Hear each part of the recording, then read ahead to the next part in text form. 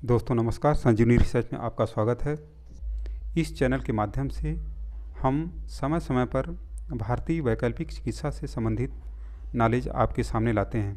दोस्तों हम बता दें कि इस चैनल के माध्यम से आपको होम्योपैथ, आयुर्वेद, हर्बल चिकित्सा, नेचुरोपैथी, योग, रिफ्लेक्सोलॉजी तथा न्यूरोथेरेपी से संबंधित और मर्मा चिकित्सा से संबंधित नॉलेज आपको दिया जाता रहेगा। दोस्तों हम आपको बता दें कि अपने देश में एक बड़ी पॉपुलेशन वास करती है और इस प्रकार से अगर देखा जाए तो हर व्यक्ति को मॉडर्न चिकित्सा सुविधाएं दे पाना एक अत्यंत दुष्कर कार्य है। अतः इस पैथी के अतिरिक्त अगर कोई और पैथी हो जिसके द्वारा इतने बड़े पॉपुलेशन की स्वास्थ्य सुविधाएं दे पाना आसान है, तो वह एक नया जो विकल्प उभर के आता है वह है वैकल्पिक चिकित्सा। दोस्तों अब सवाल उठता है कि वैकल्पिक चिकित्सा क्या है।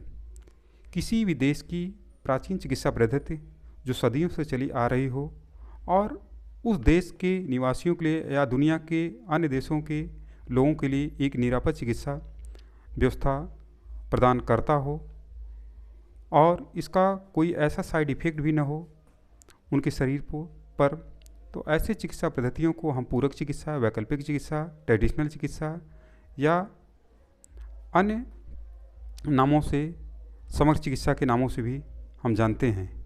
इसमें ढेर सारी चिकित्सा पद्धतियाँ एक कूलक के रूप में रहती हैं। चाहे अपने देश की अगर हम चर्चा करें तो उसमें ऐसे कई पद्धतियाँ हैं जो आदिवासी क्षेत्रों में जानकारी है, लेकिन पूरे भारत को, अपने देश में रहने वाले लोगों को उसकी जानकारी नहीं है। तो इस आधार पर हम इन सारे चिकित्सा कूलकों को एक स्थान पर ला करके हम चिकित्सा मेथड को अपना करके पेशेंट के स्वास्थ्य को बेहतर बनाने का प्रयास करते हैं। दोस्तों हम बता दें कि अपने देश में AIIMS, all India institute of medical science Delhi में है। वह एक ऐसा मानक है कि जिसको आधार मान करके हम अन्य चिकित्सा पद्धतियों को विकास करने का प्रयास करते हैं।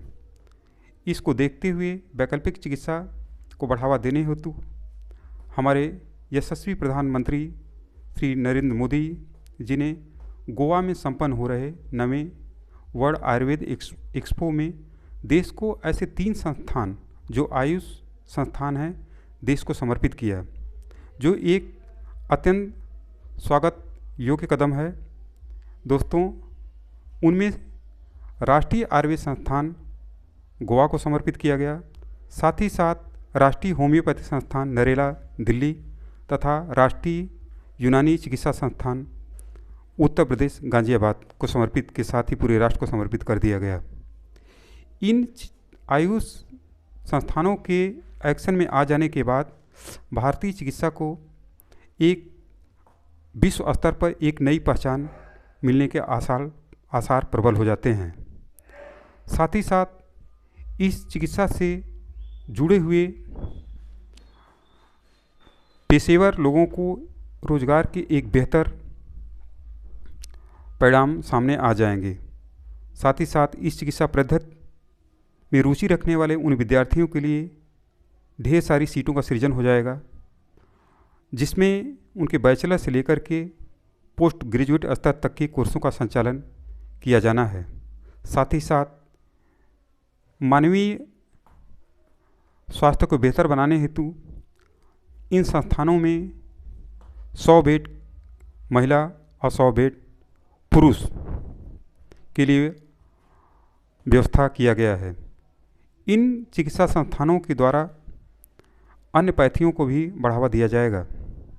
दोस्तों हम बता दें कि पूरे दुनिया में मात्र आयुर्वेद ही एक ऐसी चिकित्सा पद्धति है जिससे सभी चिकित्सा पद्धतियों का जन्म हुआ है और पूरे वर्ल्ड में आयुर्वेद या वैकल्पिक चिकित्सा ही इसकी जननी भारत को माना जाता है।